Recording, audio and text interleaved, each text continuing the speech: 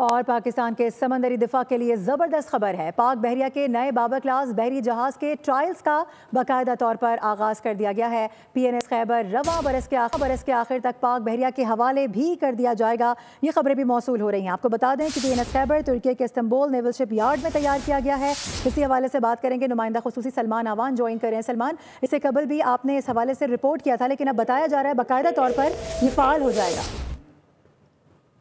खैबर की अगर हम बात करें तो इसकी आउटफिटिंग और हार्बर ट्रायल्स मुकम्मल होने के बाद इसके सी ट्रायल्स शुरू हो चुके हैं और तवक्को की जा रही है कि रवां बरस के इख्तिताम पर जब सी ट्रायल्स कामयाबी से मुकम्मल हो जाएंगे तो PNS खैबर को बाज़ाब्ता तौर पर पाकिस्तान नेवी के हवाले कर दिया जाएगा।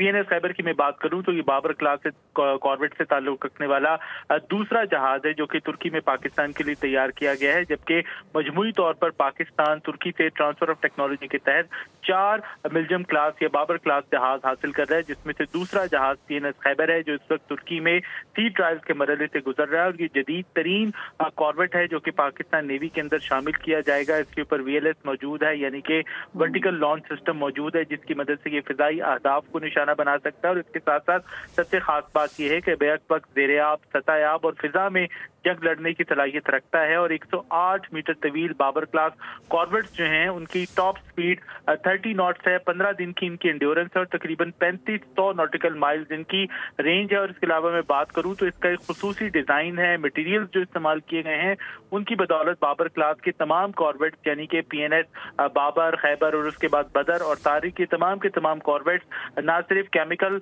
बायोलॉजिकल और रेडिएशन हमलों के साथ साथ जो न्यूक्लियर अटैक्स हैं उनको भी बर्दाश्त करने की सलाहियत रखते हैं। जी ठीक है, इस हवाले से आगाह कर रहे थे सलमान आवान, आपका बेहद शुक्रिया। सब्सक्राइब करें और बेल दबाएं ताकि कोई खबर रह न जाए।